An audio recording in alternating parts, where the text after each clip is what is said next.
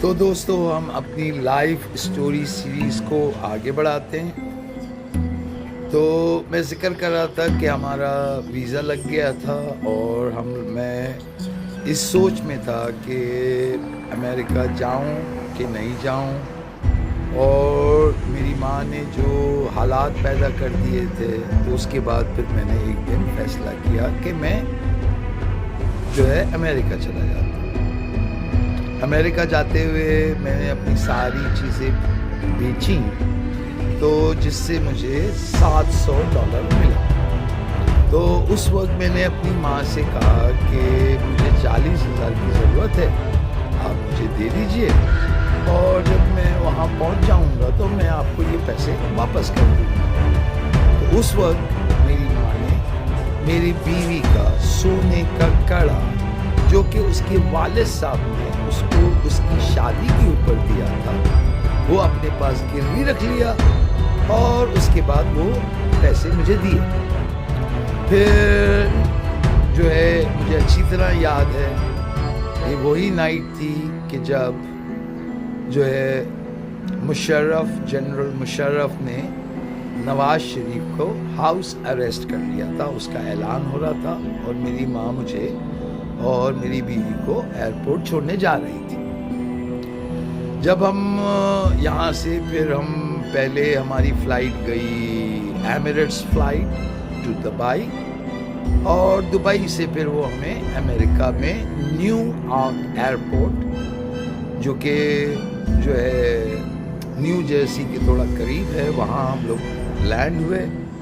وہاں سے میں نے ایک کیب کرائے پہ لیا اور ہم لوگ نے رابطہ کیا حسنہ کی بہن سے اور پھر ہم لوگ اس کے پاپائز میں جا کے وہ ڈرائیور نے ہمیں چھوڑ دیا. اس کے بعد جو ہے میری وائف کی بہن مجھے اپنے گھر لے گئی اور ہم لوگ وہاں پہ رہنا شروع کر دیے. مجھے اچھی طرح یاد ہے کہ اس وقت پاپائز کے جو مینیجر تھے ہمارے وہ ہمیں اکثر ایسی حلال میٹ اور وہاں لے کے جاتے تھے. میری وائف کی برتھ ڈے تھی تو میں نے بکرے کی ایک ران وہ وہاں سے خریدی اور تاکہ اس کے لیے کچھ اچھا بنائیں. اور پھر میں اپنی وائف کو لے کے گیا قریب کے شاپنگ سینٹر میں, وہاں سے میں نے اسے چاکلیٹ وغیرہ دلوایا اور اسی طرح زندگی چل رہی تھی. پھر ایک دن میری بیوی کی بہن کے جو ہسبینڈ ہیں انہوں نے ہمارے بیگز کی تلاشی لی کہ اس میں کیا کیا پڑا ہوا ہے, جو چیز مجھے بالکل پسند نہیں ہے کیونکہ کسی کو بھی یہ رائٹ نہیں ہوتا کہ کسی کے سامان کی تلاشی لے. مجھے وہ ابھی بھی یاد ہے وہ پاپا اس کے جو مینیجر تھے وہ ہمیں کہتے تھے آپ ان کو کچھ پیسے دے دیا کرو. تو یہ لوگ بٹ اس وقت ہم لوگ نئے آئے تھے, $700 جیب میں تھے. یہ پہلا ہی مہینہ تھا جس میں یہ واقعہ ہوا. اور پھر ایک دن میری وائف کی بہن نے جو ہے ہمارا سارا سامان اپنی گاڑی میں ڈالا اور پاپا اس کے سامنے لا کے پارکنگ لاٹ میں پھینک دیا کہ آج سے اب تم لوگ ہمارے گھر نہیں آؤ گے. ٹھیک ہے, آئی ڈونٹ نو ایسا کیوں کیا اس نے. وہ یہ بھی کر سکتی تھی کہ ہم لوگ گھر جب جاتے تو ہمیں بتا دیتی تاکہ ہمیں کچھ ٹائم مل جاتا اور ہم صبح کو وہاں سے چلے جاتے. یہ رات کے 11 بجے کی بات ہے.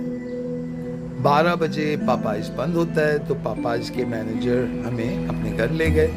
میری وائف نے بڑی زبردست بریانی بنائی, ہم لوگوں نے کھایا. دوسرے دن بھی وہ ہمیں اپنے گھر لے گئے, پھر ہم نے بریانی کھائی. اس کے بعد ہمارے پاپائز میں ہی ایک اور مینیجر ہوتی تھی جو کہ پاپائز کے پیچھے اپارٹمنٹس تھے اس میں رہتی تھی. تو پھر میں نے اس سے ریکویسٹ کر کے اس کے گھر میں ایک کمرہ کرائے پہ لے لیا. ابھی اسی دوران پھر میں نے گاڑی بھی لے لی. I think it was a Toyota Corolla maroon, وہ لے لی. اب ہم یہ جو ہماری ٹینیجر تھی پاپا اس کے گھر میں رہنے لگے. پھر اس نے بھی ایک دن ہمارا بیگ کھول کر اس میں سے کوارٹر ڈائمس نکل میں مجھے شوق تھا جمع کرنے کا, وہ سارے لے لیے. پھر میں نکلا روڈ پہ کہ اب میں کہاں جاؤں, تو ایسے ہی گھوم رہا تھا تو ایک اور پاکستان کے لڑکا تھا, وہ مل گیا. میں نے اس کو کہا کہ دیکھو یار میرے سے ایسا ہو گیا ہے اور میری مدد کرو. وہ بیچارے کے دل میں رحم آ گیا, اور وہ یہ رمضانوں کے دن تھے تو وہ اپنے گھر مجھے لے گیا, اور اپنے گھر لے کے جا کے اس نے میرا اور میری بیوی کا افطار کرایا, اور اتنا شاندار افطار کیا کہ امریکہ میں آنے کے بعد یہ پہلی دفعہ ہوا تھا کہ ہم لوگوں نے اتنا شاندار افطار کیا تھا. پھر اس کے بعد ہم لوگ اس کے اپارٹمنٹ میں موو ہو گئے.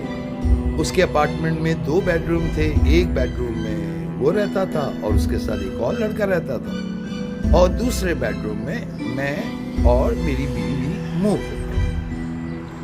اب یہاں پہ موو ہونے کے بعد میری بیوی جس وقت بھی میں جاؤں تو وہ اس کے کمرے میں بیٹھی ہوتی تھی. کبھی ہنسی مذاق چل رہا ہے, یہ چل رہا ہے, اور میں اپنی بیوی کو کہتا تھا کہ یہ کیا ہے, یہ کیا ڈرامہ آپ کر رہی ہے. تو وہ مجھے آگے سے کہتی تھی تم کو لوگوں کے ساتھ ملنا نہیں آتا ہے, تم کو جو ہے تم جلتے ہو مجھ سے. میں نے کہا یار میری بیوی, اور یہ اس کے کمرے میں جا کے کبھی لیٹی ہوتی ہے کبھی بیٹھی ہوتی ہے, مطلب it's not correct. So anyway پھر یہ سلسلہ چلتا رہا. اس کے بعد ایک دن جو میں نے ایک اپارٹمنٹ بک کر لیا فائنلی, کچھ پیسے جمع ہو گئے تھے تو میں نے اپارٹمنٹ بک کر لیا. اب اس کو میں نے اپنی بیوی کو کہا کہ جو ہے آپ جو ہے میں تو اب اپارٹمنٹ لے لیا ہے, ادھر جا رہا ہوں, آپ کو میرے ساتھ آنا ہے تو آئیے, نہیں آنا تو نہیں آئیے. تو کافی دیر تک وہ سوچتی رہی, پھر جو ہے وہ آ گئی میرے ساتھ. اب وہ آ تو گئی لیکن دل اس کا وہیں لگا ہوا تھا. تو پھر دیکھتا ہوں کہ میں KFC میں کام کر رہا تھا, تو یہ اب وہ جو لڑکا جس کے گھر ہم کرائے پہ رہتے تھے وہ اب میرے گھر آنے لگا, اور میری غیر حاضری میں میری بیوی کو اپنی گاڑی میں بٹھا کر گھماتا تھا. اور جو ہے یہ بھی سلسلہ چل رہا تھا. پھر ایک دن JC Penney میں یہ لوگ وہ لڑکا اور میری وائف گئے, اور JC Penney میں میری وائف کو ان لوگوں نے پکڑ لیا چوری کے الزام میں. تو اس لڑکے کا پھر مجھے فون آیا کہ سلیم ایسا ہو گیا ہے, تمہارا بچہ, میرے چھوٹا سا بچہ میرے ہاتھ میں ہے, 1 سال عمر تھی میرے بچے کی, اور جو ہے ایسا ہو گیا ہے. تو پھر میں گیا کمشنر آفس. جب کمشنر آفس گیا تو وہاں میں دیکھتا ہوں کہ میری بیوی کے ہاتھوں میں بھی ہتھکڑیاں اور پاؤں میں بھی ہتھکڑیاں. یہ کیسے آئی کڈنٹ انڈرسٹینڈ کہ یہ کیا, میں پہلے تو مجھے سمجھ ہی نہیں آیا کہ واٹ از دس. ایسا تو پاؤں میں بھی ہتھکڑی اور ہاتھ میں بھی ہتھکڑی کسی دہشت گرد کو, قاتل کو, مجرم, بہت بڑے مجرم کے ساتھ کرتے, یہ اس کے ساتھ ایسا کیوں کیا ہے. Any way it was Hare first offence. تو انہوں نے ریلیز تو کر دیا لیکن کورٹ میں پھر کیس چلا, اور اس وقت بھی یہ جو پاکستان کا لڑکا تھا اس نے میری وائف کی مدد کی, ایک لائر لے کے دیا جس کو $2,700 $2,700 دیے گئے کہ تاکہ وہ میری وائف کو ڈیفینڈ کر سکے. اور اینی وے فائنلی جو ہے جو JC Penney والے تھے وہ لوگوں نے تو ان کے اس کے بیگ سے بہت ساری چیزیں برآمد کی تھی, لپسٹک, یہ وہ, آئی ڈونٹ نو کیا ہوا ہے وہاں پہ, یہ سب اس کے بیگ سے نکلا, اور اسی لیے ان لوگوں نے پولیس بلایا تھا, اور اسی لیے ہی اس کے ہاتھوں میں اور پاؤں میں ہتھکڑی ڈال کر وہاں پہ لے کے گئے تھے. تو اینی وے پھر یہ کورٹ میں کیس چلا اور پھر فائنلی میری وائف کو انہوں نے چھوڑ دیا اور پھر یہ سلسلہ جو ہے یہاں پہ جا کے ٹوٹا.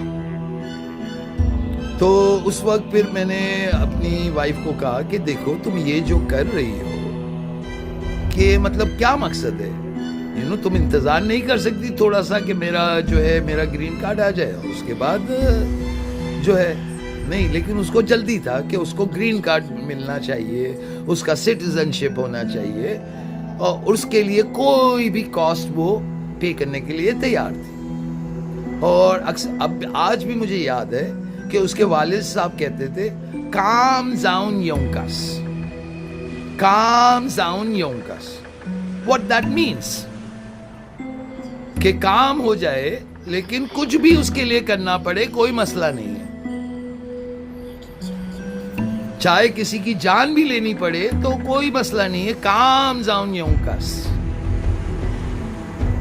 جو میری بیوی نے میرے ساتھ کیا, آج میں سوچتا ہوں کہ اگر میں بچ گیا تو اس لیے بچ گیا کہ امریکہ میں تھا. اگر امریکہ میں نہیں ہوتا, پاکستان میں ہوتا یا کہیں بھی ہوتا تو وہ مجھے زہر دے کے مار ڈالتی.